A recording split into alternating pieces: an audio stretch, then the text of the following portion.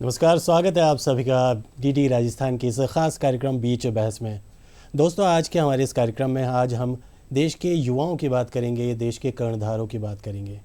दुनिया का सबसे युवा राष्ट्र भारत अगर अपने अंदर भविष्य की अपार संभावनाएं समेटे हुए है तो उसकी एक बहुत बड़ी वजह हमारी यही वो युवा फौज है, जो अपने आप में आने वाले भविष्य के उन सपनों को अपने अंदर समेटे हुए जो कहीं ना कहीं भारत को दुनिया के विकसित राष्ट्रों की श्रेणी में अग्रणी बनाएगा।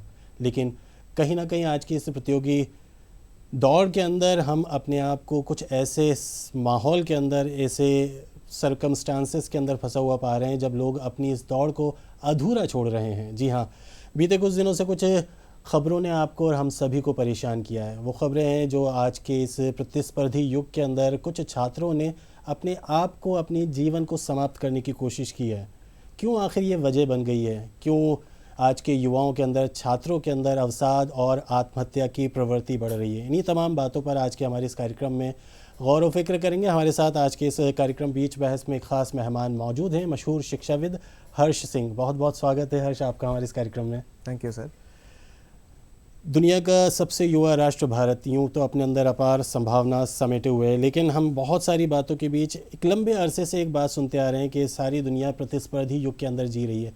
तो आखिर जहाँ चारों तरफ कंपटीशन है, उस कंपटीशन के अंदर कुछ लोग क्यों आखिर हार मान रहे हैं? क्या वजह है? आप अपनी तरफ से एक शिक्षाविद होने के साथ इन तमाम चीज़ों से खुद डायरेक्टली जुड़े हुए हैं, तो ये प्रतिस्पर्धी युग के अंदर सर्वश्रेष्ठ साबित करने की होड़ आखिर आज के युवा को, आज के छात्र को कहाँ तक पहुँचा रही है? सर, आज के टाइम्स में ऐसा देखा जा रहा है कि सुसाइड की टेंडेंसीज़ बढ़ती जा रही हैं। मानसिक रोग का रिकॉग्निशन होता जा रहा है, बट सुसाइड की टेंडेंसीज़ इतनी बढ़ती जा रही हैं कि भारत में पिछले साल 2021 में अप्रॉक्सीमेटली 1,60,000 सुसाइड्स हुए हैं और उसमें 13,000 ऐसे सुसाइड्स हुए हैं जो कि स्टूडेंट्स ने किए हैं।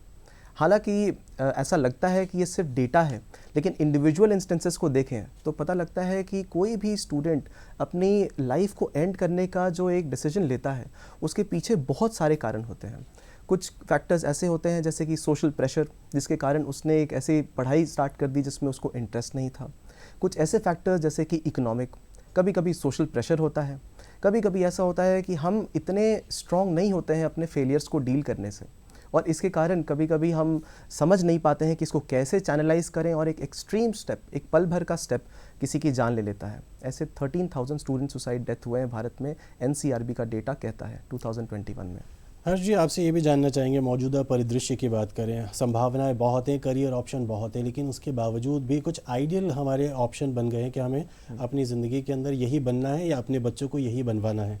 आपको क्या लगता है कि जब अपेक्षाओं, उम्मीदों का बोझ एक छात्र के ऊपर पड़ता है जो कहीं ना कहीं अपनी ज़िंदगी की शुरुआत कर रहा है, ये बोझ उसके लिए कितना मानसिक दबाव बनाता है? क्योंकि इन सारी चीज़ों के अंदर ये मेंटल प्रेशर बहुत अहम रोल प्ले कर रहा है। सर, आपने बहुत सही बात उठाई है। देखिए, भारत एक युवा राष्ट्र है और इस युवा राष्ट्र में 35 साल जो उम्र है उससे कम वाले जितने लोग हैं भारत की आबादी का 2/3 बनाते हैं। और सरकारी नौकरियां जैसे कि इंजीनियरिंग की नौकरी हो गई या मेडिकल की नौकरी हो गई, ये लिमिटेड नौकरियां हैं। ज़रूरत ये है कि हम समझें कि विकसित देश किस तरीके से फॉलो कर रहे हैं प्रोफेशन को। तो सिर्फ कुछ नौकरियां जैसे सिविल सर्विसेज एग्जामिनेशन, लॉ का करियर, सिर्फ ये एक छोटा करियर ऑप्शन बनाता है, और इसको छोड़ करके भी बहुत सारी चीज़ें हैं। अभी ही नीरज चोपड़ा जी ने एक मेडल जीता वर्ल्ड चैम्पियनशिप में, इंडिया के चेस चैम्पियंस बने जा रहे हैं और बहुत यंग एज में। तो ये एक इंडिकेशन है ये बताने का कि करियर ऑप्शंस बहुत सारे हैं। ज़रूरी है कि पेरेंट्स बच्चों को बताएं और उनको एक्सप्लोर कराएं कि सिर्फ पढ़ाई नहीं, और भी चीज़ें हैं जो करियर में इम्पॉर्टेंट हो सकती हैं, और वो भी रिकॉग्निशन और फाइनेंसेस भी ला सकती हैं। बहुत महत्वपूर्ण हो जाता है जब हम चीज़ों को समझें और साथ ही साथ परिस्थितियों के साथ हमारी अपनी ज़रूरतों को, अपनी हैसियत को, अपनी परिस्थितियों के सापेक्ष उस चीज़ों का रिजॉल्व भी करना चाहिए। छात्र जीवन ऐसा होता है जहाँ पे हम बहुत सारी चीज़ें सीख रहे होते हैं, समझ रहे होते हैं। कंपटीशन आजकल बहुत अर्ली एज के अंदर ही बच्चों के बीच में आ जाता है, जिसकी शुरुआत हम देखते हैं कई बार तो इनिशियल एज है, किसी अच्छे स्कूल के अंदर भर्ती के लिए भी परीक्षाएं होती हैं, उसके बाद ये प्रोसेस लगातार चलता रहता है। तो आपको क्या लगता है कि हमारे इस शैक्षिक परिदृश्य के अंदर, इस सिस्टम के अंदर परीक्षाओं का या प्रतियोगिताओं का लगातार होना छात्रों के लिए कितना महत्वपूर्ण है, पॉजिटिवली या निगेटिवली? सर, कंपटीशन, प्रतियोगिता का एक अहम रोल है, क्योंकि कंपटीशन ही एक वो मापदंड, एक पैमाना तय करता है जिसके बियॉन्ड एक स्टूडेंट अपने आप को परफॉर्म करना चाहता है। मगर कंपटीशन का मतलब ये नहीं कि हार गए और अगली बार मौका नहीं मिलेगा, इसका मतलब ये नहीं होता है। छोटे उम्र से अगर बच्चे को कंपटीशन का स्पिरिट दिया जाए तो बच्चा हमेशा अपने आप को एक्सेल करने की कोशिश करता है। मगर साथ साथ में अगर छोटे उम्र में सिर्फ पढ़ाई के ही पैमाने तय किए जाएं, कंपटीशन तय किए जाएं और बच्चे का ऑल राउंड ग्रोथ नहीं हो, अगर उसको दौड़ने भागने के भी कंपटीशन में, हंसने के भी कंपटीशन में, डांस करने के कंपटीशन में भी मौका मिले, तो पढ़ाई का जो बर्डन है, जो बोझ है, वो कम हो जाता है और बच्चा अपने आप को एक्सप्लोर कर पाता है कि किस डायरेक्शन में मुझे आगे बढ़ना है। ये बहुत महत्वपूर्ण बात बोली आपने हर्ष जी। अगर आपसे इसी के बारे में बात करें, करियर ऑप्शन को लेकर के हम बहुत चूज़ी होते हैं। पेरेंट्स अपनी तरफ से सोचते हैं मैं डॉक्टर नहीं बन पाया तो मुझे अपने बच्चों को वही बनाना है, और या फिर किसी को अपने खेलों के क्षेत्र के अंदर कुछ बनना था, वो नहीं बन पाया तो वो सारी अपेक्षाएं, उम्मीदें वो बच्चों पे डाल देता है। आपसे ये जानना चाहेंगे, हमारे स्कूल लेवल के अंदर क्या कोई व्यवस्था ऐसी भी है कि किसी की नैसर्गिक प्रतिभा को पहचान करके उसको उस क्षेत्र के अंदर आगे बढ़ाएं, वो भले ही खेलों का क्षेत्र हो, कला का क्षेत्र हो या फिर एजुकेशन हो? सर, भारत की नेशनल एजुकेशन पॉलिसी है 2020 की, उसमें इन सारी चीज़ों पर ध्यान दिया गया है। एक्स्ट्रा करिकुलर चीज़, जो एक्स्ट्रा करिकुलर एक्टिविटीज़ के लिए एक सब्जेक्ट होता था हमारा, सिर्फ एक सब्जेक्ट एक वीक में होता था पहले, अब उसको रेगुलराइज कर दिया गया है। उसके मार्क्स भी जुड़ेंगे, उसके साथ साथ एम्प्लॉयमेंट वोकेशनल ट्रेनिंग भी दी जाएगी। तो इन सब चीज़ों पे सरकार का धीरे धीरे अब फोकस बढ़ रहा है, क्योंकि सभी को पता है कि इंजीनियर्स, डॉक्टर्स, लॉयर्स, आईएएस, ये सब लिमिटेड एवेन्यूज़ हैं। और सिर्फ यही नहीं, और भी बहुत सारी चीज़ें हैं जिसमें कि लोग एम्प्लॉयमेंट पा सकते हैं, बच्चे आगे बढ़ सकते हैं, सफलता मिल सकती है। स्पोर्ट्स, म्यूज़िक एक कॉमन चीज़ है। आजकल कॉमेडियंस और स्टैंड अप कॉमेडी का भी कितना इंपॉर्टेंट एक रोल हो गया है लाइफ में। तो अब बच्चों को स्कूली लेवल पर भी बताया जा रहा है और क्लासेस ली जा रही हैं ये बताने के लिए कि आपकी एक्स्ट्रा करिकुलर एबिलिटीज़ कितने हैं, क्या आप इस पर ग्रो कर सकते हैं, और इस पर सपोर्ट मिल रहा है। वापस लौटते हैं आज के इस मौजूदा परिदृश्य पर जो अपने आसपास हमारे अंदर बेचैनी क्रिएट कर रहा है। वो है कोचिंग संस्थानों के अंदर बच्चों का जाना और कहीं ना कहीं वहाँ से एक प्रेशर अपने घर तक लेकर आना या अपने जीवन के अंदर लेकर आना। प्रतिस्पर्धाओं के इस युग में, प्रतियोगिताओं के इस युग के अंदर एक टूल निकाला गया कोचिंग्स का, जो बहुत अच्छा था, बहुत अच्छे वक्त तक, लंबे वक्त तक उन्होंने अच्छा काम भी किया। लेकिन आखिर क्यों इन पर अब सवाल क्रिएट किए जा रहे हैं, आप बताइए, क्योंकि आप खुद एक ऐसी संस्थान के साथ जुड़े हुए हैं। तो एक ऐसा हथियार, एक ऐसा औजार जिन्होंने लोगों की बहुत मदद की, आप अब वो कहाँ गलतियाँ हो रही हैं या देख रहे हैं आप? सर, कोचिंग का एक बहुत इम्पॉर्टेंट रोल है। स्कूली शिक्षा में 10th तक की शिक्षा, 12th तक की शिक्षा करने के बाद जो IIT मेडिकल में सवाल पूछे जाते हैं, वो 10th और 12th के रेगुलर बुक्स पढ़कर सॉल्व नहीं होते हैं। तो इसीलिए कोचिंग की मदद स्टूडेंट लेने लगते हैं। तो कहीं ना कहीं वो एक इम्पॉर्टेंट स्किल गैप, जो गैप बन जाता है इतनी पढ़ाई का, वो फुलफ़िल करते हैं।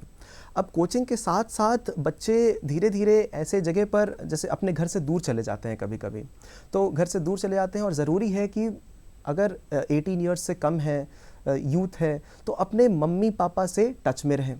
तो अब पेरेंट्स से बात नहीं कर पाते हैं, कभी कभी ऐसा भी होता है कि बच्चे अगर दूर चले गए तो त्योहारों में घर आना ना हो पाए। साथ साथ में ये भी हो जाता है कि कोचिंग में और भी बच्चे हैं, तो एक कॉम्पिटिटिव स्पिरिट इस तरीके से डेवलप हो जाता है कि अगर ये नहीं कर पाया तो फिर कहाँ जाऊँगा, क्या करूँगा आगे। तो एक तरीके का मेंटल प्रेशर, बर्डन बिल्ड होने लगता है। साथ साथ में कहीं कहीं इकोनॉमिक दिक्कतें भी, फाइनेंस की दिक्कतें आती हैं। तो ये एडेड प्रेशर जो होता है, ये ऐड हो जाता है और हम अपने साथी छात्र से ये बताते भी नहीं हैं। आज का युग भी इस तरीके का हो गया है कि परिवार एक न्यूक्लियर फैमिली में सीमित रह गई है और बच्चा दूर रह रहा है। पेरेंट्स अगर जॉब करते हैं तो वो पेरेंट्स से भी नहीं बात कर पाते, अपने दोस्तों को भी कॉम्पिटिटर समझ बैठते हैं।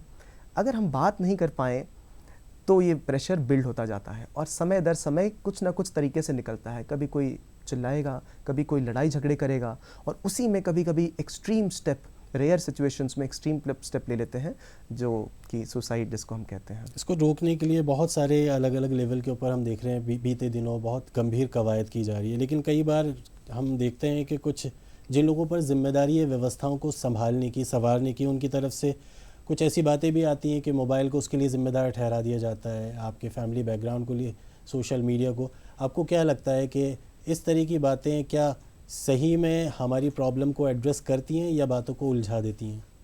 आप एक बहुत सही पॉइंट रेस कर रहे हैं सर, जहाँ पर हम देखते हैं कि जैसे एक तलवार होता है, उसके दो धार होते हैं। तो सोशल मीडिया, मोबाइल फ़ोन भी वैसे ही एक तलवार है, इसके दोनों पहलू हैं। पहला पहलू है कि ये हमें पढ़ाई करने में मदद करती है, ये पेरेंट्स और रिलेटिव से टच रहने में मदद करती है, और दूसरा पहलू ये है कि इसका एडिक्शन भी बढ़ता जा रहा है। जैसे मोबाइल फ़ोन का एडिक्शन बढ़ता है तो हमारी टेंडेंसी कम हो जाती है अपने साथी, सहयोगी, सहपाठी, अपने पेरेंट्स से बात करने की। और जैसे ये कम हो जाता है तो हम अपने दुख, दर्द, सुख ये सब बांटते नहीं हैं। और जब सुख नहीं बांटते हैं तो कोई दिक्कत नहीं, दुख नहीं बांटते हैं तो वो और भारी, गंभीर होता चला जाता है, बढ़ता चला जाता है। तो इसको दोनों तरीके से देख सकते हैं। लेकिन आज के डेट में जिस तरीके से न्यूक्लियर फैमिली होती जा रही है, जिस तरीके से इंडिविजुअलाइजेशन होता जा रहा है, मतलब कि इंसान अपने में ही अपने आप को सबल और पूरा मानता है, जो कि सही नहीं है। तो इन कारणों से हम दुख दर्द भी नहीं बांट पाते। सोशल स्ट्रक्चर वाकई में बहुत बदला है हमारे समाज का, और अपने परिवार की भी बात करें, और ये एकाकीपन हमारी ज़िंदगी के अंदर बहुत आया है। और बहुत बड़ी वजह हमारा ये सोशल मीडिया भी उसके लिए, क्योंकि मोबाइल ने हमें एक ऐसा टूल दिया है जो हमारी बहुत सारी ज़रूरतें तो फुलफ़िल कर रहा है, लेकिन कहीं ना कहीं हमें कोने के अंदर ख़ुद को समेट रहा है। युवाओं के लिए, जिन्होंने अपनी तरफ से अपनी ज़िंदगी की शुरुआत की और बहुत कुछ सीखना चाहते हैं, जानना चाहते हैं, क्या आपको लगता है कि कुछ चेक एंड बैलेंस ऐसा होना चाहिए जो परिवार की तरफ से हो, दोस्तों की तरफ से हो, कि हमें अपनी तरफ से सोशल मीडिया का किस तरह से इस्तेमाल किया जाता है, इसको लेकर कुछ अवेयरनेस प्रोग्राम चलाए जा रहे हैं? जी हाँ, बिल्कुल सर। इनफैक्ट टेक्नोलॉजी को के ही मदद से इस टेक्नोलॉजी को काटा जा रहा है। जैसे कि सरकार ने एक बहुत इंपॉर्टेंट प्रोग्राम स्टार्ट किया है, इसका नाम है टेलीमानस। 2022 में ये प्रोग्राम स्टार्ट हुआ था, और मेन मकसद ये था कि जो लोग भी स्ट्रेस में अभी ज़िंदगी जी रहे हैं, उनके लिए एक हेल्पलाइन नंबर प्रोवाइड किया जाए। वो हेल्पलाइन नंबर से लोग सरकार के एक्सपर्ट लोगों से बात कर सकते हैं, काउंसलर से बात कर सकते हैं, और अपनी प्रॉब्लम, अपना स्ट्रेस, कोई भी तरीके का stress, marriage stress, student stress, किसी रिलेशनशिप में इश्यूज़, ये सारे स्ट्रेस डील कर सकते हैं। और अभी काफ़ी लोग, लाखों लोगों को ये सुविधा मिल चुकी है। और इंटरेस्टिंग बात सर ये है कि ये भी फ़ोन से ही आप, दूरभाष से ही आप दूसरे से बात कर सकते हैं। तो आप हमारे दर्शकों को बताएं वो कौन सा तरीका है जहाँ पे लोग इस तरह की प्रॉब्लम के लिए एड्रेस कर सकते हैं, रीच कर सकते हैं? सर जो नंबर है 14416 14446 14416 जी हाँ, इस नंबर पर डायल करेंगे तो एक्सपर्ट्स बैठे रहते हैं, एक्सपर्ट्स, काउंसलर्स और साइकोलॉजिस्ट, गवर्नमेंट अपॉइंटेड, और ये हमारी प्रॉब्लम्स, चैलेंजेस से डील करने का तरीका बताते हैं। कोई भी प्रॉब्लम हो, तरीका बताते हैं। और साथ साथ में ये सिर्फ इंग्लिश और हिंदी भाषा में नहीं, भारत की 20 भाषाओं में मौजूद है। 25 स्टेट यूनियन टेरिटरीज़ में ये सुविधा मौजूद है। अब बात करते हैं उन दो स्टेक होल्डर की जो कहीं ना कहीं इस व्यवस्था के साथ या आज के इस प्रॉब्लम के साथ डायरेक्टली जुड़े हैं। एक है स्टूडेंट के अभिभावक, एक अर्थ जगत उनके साथ जुड़ा हुआ है कि एक बहुत बड़ा अमाउंट बच्चों के एजुकेशन पे खर्च किया जाता है, और दूसरा आता है वो कोचिंग संस्थान जो इस कंपटीशन का हिस्सा है, वो कहीं ना कहीं सॉल्यूशन भी प्रोवाइड करवाता है, लेकिन ख़ुद आज उनके अंदर भी एक कंपटीशन हो गया है। वो कंपटीशन ये है कि वो बच्चों के अंदर लगातार बहुत सारे इस तरह के इनर एग्ज़ाम करते हैं जिसके अंदर वो टॉपर्स की कुछ एक्स्ट्रा मदद करते हैं। पहले अभिभावकों से शुरुआत करते हैं जी। जब अभिभावक अपने जमा पूंजी अपने बच्चे के करियर के लिए डिवोट करते हैं, तो एक कहीं ना कहीं बच्चे पे बहुत बड़ा टारगेट भी सौंप देते हैं। आपको क्या लगता है कि जब कोचिंग संस्थान के हवाले किया जाता है एक स्टूडेंट को, तो अभिभावक अपनी तरफ से अपने बच्चों को वो कौन से मंत्र दें जिसके बाद कहीं ना कहीं बच्चों के अंदर एक फेथ आए, ख़ुद के अंदर यकीन आए, विश्वास आए, बजाय इसके कि वो अपने अंदर एक तनाव या दबाव महसूस करें? सर पहली चीज़ तो ये कि अगर किसी स्टूडेंट को कोचिंग इंस्टीट्यूट में उसके पेरेंट्स डाल रहे हैं, तो डालने से पहले ये पूछना चाहिए बच्चे से कि क्या आप इसकी पढ़ाई करना चाहते हैं। क्योंकि आज के दिन में अंडर ग्रेजुएट स्टूडेंट्स देखें जो कि ग्रेजुएशन कर रहे हैं तो करीब 4 करोड़ है भारत में। और अगर टोटल स्कूल एजुकेशन में देखें क्लास 1 से लेकर 12 तक, तो करीब 25 करोड़ बच्चे पढ़ते हैं। तो किस तरीके से पेरेंट्स चुनाव करते हैं कि कौन सी कोचिंग बच्चा पढ़ेगा, इंजीनियरिंग की पढ़ेगा, मेडिकल की पढ़ेगा कि लॉ की पढ़ेगा। तो पहला तो ये है कि क्या पेरेंट्स ने ये देख लिया कि हम नहीं लॉ कर पाए थे तो बच्चे को करा दें, हम नहीं डॉक्टर बन पाए क्योंकि हमारे पारिवारिक स्थिति अलग थी तो क्या बच्चे को करा दें। तो पहला ये है कि चुनाव जो होता है वो चुनाव एक लॉजिकल तरीके से हो जिसमें बच्चा भी भागीदार हो उस चुनाव का। दूसरा कि चुनाव मान लीजिए कर लिया और बात कर ली कि इंजीनियरिंग की पढ़ाई करेंगे और उसकी कोचिंग ज्वाइन करेंगे, तो कोचिंग ज्वाइन करने के टाइम पर जब बच्चे के मार्क्स कम आते हैं तो क्या जो पेरेंट्स हैं उस पर एक्स्ट्रा बर्डन डालते हैं या सपोर्ट करते हैं? तीसरी बात ये हो जाती है सर कि ये सपोर्ट के टाइम पर क्या पेरेंट्स अपनी तरफ से बच्चों को थोड़ा मौका देते हैं अपनी बातों को प्रकट करने का, बोलने का कि पापा मम्मी कुछ दिक्कत हो रही है, आप मुझे मदद करें, मैं अकेला फील कर रहा हूँ, या तो आप आ जाएं या तो मुझे घर बुला लें कुछ दिनों के लिए। तो ये छोटी छोटी हिंट्स पेरेंट्स को लेना चाहिए और साथ साथ में थोड़ा टाइम देना चाहिए, थोड़ा ब्रेक देना चाहिए, क्योंकि कोई भी काम, मन लगने वाला काम भी अगर बार बार और बहुत देर तक करें तो थोड़ा तनाव बिल्ड हो जाता है, थोड़ा ब्रेक लेना चाहिए। तो कम्युनिकेशन कहीं ना कहीं बहुत अहम रोल प्ले करता है कि बच्चा अपने घर वालों से, अपने दोस्तों से ज़रूर बात करें, अपनी मन स्थिति को उनके साथ साझा करें। अब बात करें कोचिंग संस्थानों की, जी, आपको क्या लगता है कि कोचिंग संस्थानों का वर्तमान ढांचा, जिसके अंदर खुद इंटरनल कंपटीशन होते हैं जो अपने साथ बहुत सारे बच्चों को कल्टीवेट करने की कोशिश करते हैं, और साथ ही साथ इस व्यवस्था के अंदर अपने आप को सर्वश्रेष्ठ साबित करने के लिए उनके अंदर भी एक होड़ मची हुई है, ये कितना महत्वपूर्ण है? सर देखिए, कोचिंग को बताया गया है, कोई भी एजुकेशन जो प्रोवाइड की जाती है उसको कहा जाता है this is a service. Education, medical sector, इसको सर्विस माना गया है। तो जब भी एजुकेशन प्रोवाइड किया जाता है तो ये देखा जाता है कि ये सर्विस कितने अच्छे तरीके से पहुंची जा रही है और कितने ज़्यादा लोगों को इसका बेनिफिट मिला है। तो वो बेनिफिट मिलने के रूप में कोशिश की जाती है कि बच्चों की परफॉर्मेंस को बढ़ाया जाए। कहीं कहीं ऐसा भी पाया गया है कि ये परफॉर्मेंस बढ़ाने के चक्कर में एक ऐसी होड़ स्टार्ट हो जाती है, एक ऐसा कंपटीशन स्टार्ट हो जाता है जिसमें कि बच्चों के जो मेंटल नीड्स हैं, मानसिक जो तनाव है, उसको कम करने के उपचार नहीं होते हैं। तो आजकल धीरे धीरे कोचिंग इंस्टीट्यूट्स में ये भी हो गया है कि वहाँ पर काउंसलर मौजूद हैं। अब देखिए, जैसे कभी कभी बच्चे कोचिंग के लिए जाते हैं तो कोचिंग में 4 घंटे, 2 घंटे या 6 घंटे पढ़ेंगे, बाकी का टाइम वो किसी हॉस्टल में स्पेंड करते हैं। अब कोचिंग का इंटीग्रेशन हॉस्टल से नहीं है, कोचिंग में भी अगर उसको प्रोवाइड की जाती हैं फैसिलिटीज़ तो वो बाकी हॉस्टल टाइम में अकेले रहते हैं बच्चे। ज़रूरी ये है कि इन सब चीज़ों का इंटीग्रेशन हो, स्कूली, कोचिंग और हॉस्टल का इंटीग्रेशन हो। अभी रिसेंटली सरकार ने बहुत सारी गाइडलाइंस अपनी तरफ से जारी की है, बहुत सारे सुझाव मांगे गए हैं, उन सुझावों को भी इम्प्लीमेंट करवाया गया है, जिसमें आप बता रहे हैं कि बच्चों के लिए एजुकेशन का टाइम हो, उसके अलावा बहुत सारी और दूसरी एक्टिविटी है जो कहीं ना कहीं उनके बोझ को कम पड़े। ये आप कितना महत्वपूर्ण मानते हैं? और अभी बीते दिनों से अब आपको कुछ परिदृश्य में बदलाव हुआ, क्योंकि कोटा पूरे राष्ट्रीय स्तर पर एक अलग पहचान जिस तरह से स्थापित की है, उसके बाद कहीं ना कहीं इस चीज़ को हमने पूरे देश के अंदर फलते फूलते देखा है। आपको क्या लगता है कि सरकार के ये कदम कितने प्रभावी साबित हो रहे हैं? सर, गवर्नमेंट तो एक इम्पॉर्टेंट रेगुलेटर है और गवर्नमेंट जो पैमाने, जो मौजूदा स्थिति में जो डेडलाइंस, जो लाइंस, बॉटम लाइंस फिक्स करती है, उसको पालन करना बहुत ज़रूरी है। तो सरकार ने कुछ स्टेप्स लिए इम्पॉर्टेंट, कहा है कि कोचिंग इंस्टीट्यूट्स में जितने पढ़ाई नंबर ऑफ़ आवर्स हैं उसको रेगुलेट किया जाए, बीच बीच में ब्रेक्स दिए जाएँ, इंपॉर्टेंट ब्रेक्स दिए जाएँ। साथ में ये भी कहा गया है कि हर इंपॉर्टेंट इंस्टीट्यूट में काउंसलर्स भी मौजूद हों। तो ये इंपॉर्टेंट स्टेप्स लिए गए हैं। साथ साथ में सरकार ने ये भी कहा है कि अभी 1-2 महीने तक जो टेस्ट कंडक्ट कराए जाते हैं उनको पॉज लगाया जाए, ताकि पता लगे कि इसका कंपटीशन और मेंटल हेल्थ पर कितना प्रभाव पड़ रहा है। और स्टूडेंट्स कभी कभी सुसाइड करते हैं, पंखे पर लटक जाते हैं, एट्सेट्रा एट्सेट्रा। तो उसके लिए कुछ अलग अलग रेगुलेशंस भी लाई हैं सरकार ने। न्यू एजुकेशनल पॉलिसी के अंदर इन्हीं बहुत सारे बातों को एड्रेस किया गया है। एक तो लैंग्वेज बैरियर को तोड़ने की कोशिश की गई है, उसके अलावा जो एक एग्जामिनेशन पैटर्न है हाल ही में उसमें भी बदलाव किया गया है कि आप साल के अंदर 2 बार एग्ज़ाम लिए जाएंगे। तो आपको क्या लगता है कि क्या ये नई शिक्षा नीति इस तरह के बदलाव के अंदर आमूलचूल परिवर्तन ला सकती है? बिल्कुल सर, आज के डेट में एग्ज़ामिनेशन का मतलब हो जाता है टेस्ट लेना। टेस्ट और एग्ज़ामिनेशन में बहुत फ़र्क है।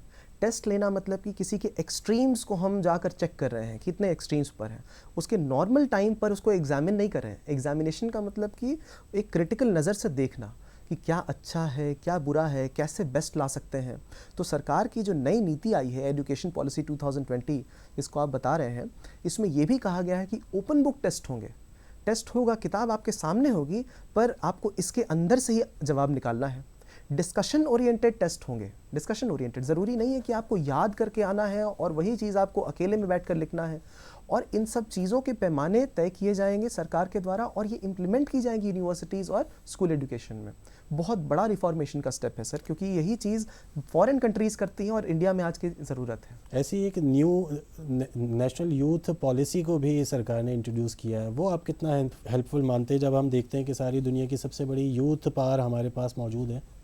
सर 2021 में सरकार ने एक draft national youth policy initiate किया और उसमें ये बताया कि जो भारत की यूथ है, युवा पीढ़ी है, जिसको अमृत पीढ़ी भी कहा जा रहा है, ये पीढ़ी बहुत इंपॉर्टेंट है, महत्वपूर्ण है भारत को एक विकसित देश बनाने में। और इसी में यूथ की जो चैलेंजेस हैं, जिसमें सबसे अहम चैलेंज आता है मेंटल हेल्थ, उसके प्रति अवेयरनेस, सजग होना, उसके प्रति लोगों को समझाना कि ये सिर्फ स्टूडेंट की प्रॉब्लम नहीं है, ये कम्युनिटी लेवल इशू है। पेरेंट्स भी इन्वॉल्व हैं, रेगुलर इंस्टीट्यूट्स भी इन्वॉल्व हैं, कोचिंग संस्था भी इन्वॉल्व है। ये पूरा करिकुलम को एक इकोसिस्टम बनाकर लोगों को मदद करना, ये इस नीति में कहा गया है। हर्ष, समय बहुत कम बचा है, आपसे कुछ बातें ज़रूर जानना चाहेंगे। कोचिंग सेंटर अपने आप में बहुत कुछ एनहांस करने के लिए, लेकिन मानसिक स्वास्थ्य को लेकर और साथ ही साथ सक्सेस के साथ फेलियर को एक्सेप्टेंस करने के लिए क्या यहाँ पे कुछ तैयारियाँ की जा रही हैं, करवाई जा रही हैं? सर आपने बहुत ही इम्पोर्टेंट क्वेश्चन उठाया है। देखिए, फेलियर जो चीज़ है वो सिर्फ एक बार कोचिंग इंस्टीट्यूट में नहीं होता है। फेलियर हम हर जगह देखते हैं अपनी लाइफ में। जब भी बच्चा बड़ा होता है तो सबसे पहले गिरता है और गिरते गिरते संभल कर खड़ा होना सीखता है। साइकिल जब चलाते हैं तब भी यही होता है। तो कोचिंग संस्था में भी एक ही बच्चा अगर एक सब्जेक्ट में टॉप कर रहा है तो बाकी फेल नहीं होते हैं इसमें, बाकी second, third, fourth, fifth position पे आते हैं और उनके पास भी मौका होता है अगले टेस्ट में बेहतर करने का। और मान लीजिए कि आखिर एग्ज़ाम में सक्सेसफुल नहीं ही हुए तो कोई बात नहीं, दूसरा अटैम्प्ट भी होता है और भी एवेन्यूज़ है। मैंने भी कितने फेलियर्स, चैलेंजेस लाइफ में देखे और आपने भी देखे और फिर भी हम आगे बढ़ते गए। अभी हमारे सामने एक ऐतिहासिक घटना है, चंद्रयान। जी हाँ। तो आप बताइए उसके बारे में, किस तरह से फेलियर के बाद आज हमने सारी दुनिया को सक्सेस के एक नए अध्याय से रूबरू करवाया। एक बहुत इम्पॉर्टेंट इवेंट हुआ था सर 23 अगस्त 2023 को, और उस दिन हमने दिखा दिया कि फेलियर मतलब सेटबैक नहीं, फेलियर होता है एक स्टेप टू सक्सेस। चंद्रयान 2 में हमारा ऑर्बिटर तो चल गया चंद्रयान के अराउंड, लेकिन लैंडर फेल हो गया और वो जो मोमेंट था वो पूरे देश के लिए एक बहुत ही सैड मोमेंट था। लेकिन क्या उससे हम उभर कर आए या फिर हमने अपने स्पेस मिशन बंद कर दिए? बहुत इंपॉर्टेंट चीज़, 4 साल बाद हम दुनिया में पहला वो देश बने जो मून के साउथ पोल पर अपने ऑर्बिटर के बाद लैंडर को लैंड किया, पहला देश। तो फेलियर से कैसे सक्सेस में कन्वर्ट करना है, ये हर जगह हम सीखते रहते हैं। So with coaching institutes. Kalam sahab ने भी कहा था, फेल का मतलब होता है फर्स्ट अटेम्प्ट इन लाइफ। तो कहीं ना कहीं आपका ये अटेम्प्ट आपकी सफलता की गारंटी होता है। अब महत्वाकांक्षाओं को लेकर के आपसे जानना चाहेंगे। परिवार के अंदर परिजनों की महत्वाकांक्षाएं, बच्चे की खुद से महत्वाकांक्षाएं, वो मंत्र कौन सा है कि हम अपनी महत्वाकांक्षाओं को पाएं, लेकिन अपने संसाधनों को, अपनी प्रतिभा को पहचान करके, अपने सीमित संसाधनों को पहचान करके? बहुत रेलेवेंट क्वेश्चन सर। सर सबसे इम्पॉर्टेंट ये बनता है कि कोई भी स्टूडेंट सबसे पहले ये देखे कि उनकी प्रतिभा क्या है, उनकी एक्सपर्टीज़ क्या है। और ये खुद मन में नहीं पता लग जाता, ये ट्राई कर कर ही पता चलता है कि उनकी प्रतिभा क्या है। कोई क्रिकेटर बन सकता है, किसी की गाने की एबिलिटी अच्छी है। अब हम ये एक्सपेक्ट नहीं कर सकते हैं कि मछली एक पेड़ चढ़ जाए। उसी तरीके से सचिन तेंदुलकर गा नहीं सकते थे, लता मंगेशकर क्रिकेट नहीं खेल सकती थी।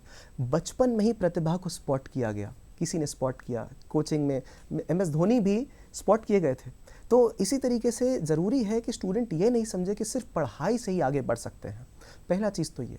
दूसरा, एक स्टूडेंट से ये भी जानना ज़रूरी है कि आप फेलियर से क्या समझते हैं। फेलियर से ये समझते हैं कि अब और कोई चारा नहीं बचा, या फिर ये समझते हैं कि मैं कहाँ कमी रह गई मेरे में, मैं इसमें सुधार करूँ। तीसरी चीज़ सर, कि कभी भी डिप्रेस होते हैं या लाइफ में चैलेंजेस आते हैं, क्या हम उसको डिस्कस करने के लिए ओपन है या नहीं है। ये सब हिंट्स होते हैं ये जानने के लिए कि हमारा रिस्पॉन्स क्या है। और अगर ये पता चल जाता है तो पूरी दुनिया हमारे लिए खुली हुई है। यकीनन वो कहीं ना कहीं आपके लिए बाहें पसारे ज़िंदगी आपका इंतज़ार कर रही होती है, सिर्फ पहचानने की ज़रूरत है। आखिर में वो कौन सा गुरु मंत्र होगा जो आप आज के इस मौके पर हमारे दर्शकों को देना चाहेंगे? क्योंकि ज़िंदगी के पड़ाव के अंदर बहुत सारे फेलियर हमने भी देखे हैं, अपने आप को मोल्ड किया है। आप खुद एक IAS एस्पिरेंट थे, लेकिन आज यंगस्टर को तैयार कर रहे हैं, IAS बना रहे हैं। तो वो कौन सी चीज़ है कि ज़िंदगी में हमें हर मौके के ऊपर, हर मोड़ पर मौके मिलते हैं, लेकिन हम क्या चुनते हैं हमारे हाथ में होता है? जी। मेरी तरफ से सारे स्टूडेंट्स को, और अगर पेरेंट्स देख रहे हैं तो उनको भी एक सुझाव है। वो सुझाव ये है कि आप जो भी चीज़ में बच्चों को डालना चाहते हैं उनकी पढ़ाई के लिए, उसका चयन करना चाहते हैं, तो बच्चे की सहमति से करें और साथ साथ में उनको सहयोग दें, क्योंकि जहाँ सहयोग होता है वहाँ चैलेंज एक अपॉर्चुनिटी बन जाती है, और अपॉर्चुनिटी जैसे बनेगी तो कुछ भी सिचुएशन होगा साथ साथ उससे डील कर सकते हैं। तो ज़रूरी ये है कि सारे स्टेक होल्डर्स, मतलब बच्चे, पेरेंट्स, कोई काउंसलर, इन सब से मिलकर एक डिसीजन का चुनाव किया जाए। बहुत महत्वपूर्ण है ज़िंदगी के अंदर आपके सामने जो भी मुश्किलें आएँ, परेशानियाँ आएँ, आपको उनका सॉल्यूशन तलाशना है, उससे भागना नहीं है। तो यकीनन ज़िंदगी हमें हर मोड़ के ऊपर खुश रखेगी और खुशी हम अपने आप तलाश लेंगे। वक्त हो गया आज की इस चर्चा को यहीं पे थामें। हर्ष सिंह, आप हमारे बीच आए, इतनी महत्वपूर्ण चर्चा में हमारे दर्शकों के साथ अपने विचार साझा किए, बहुत बहुत शुक्रिया। धन्यवाद सर।